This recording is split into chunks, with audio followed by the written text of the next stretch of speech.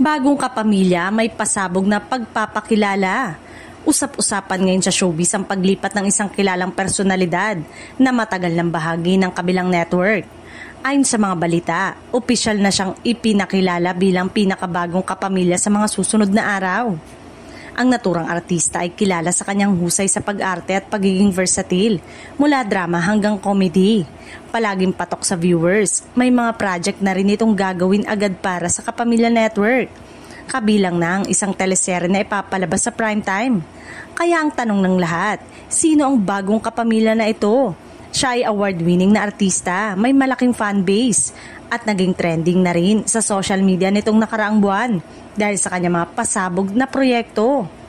Hindi na rin nakakapagtaka na may mga bigating artista na lilipat ng istasyon para sa mas magagandang proyekto, mas mataas na talent fee o bagong oportunidad na magpapakita ng kanilang talento. Sa panahon ngayon, tila mas bukas na rin ang mga network sa pag-share ng kanilang mga stars para makagawa ng mas malaking collaboration at mas bonggang palabas para sa mga manonood. Sinabi ng aktres na excited siya sa bagong yugto ng kanyang karir at nagpapasalamat siya sa suporta ng kanyang fans na patuloy na sumusubaybay sa kanya kahit saan man siya mapunta.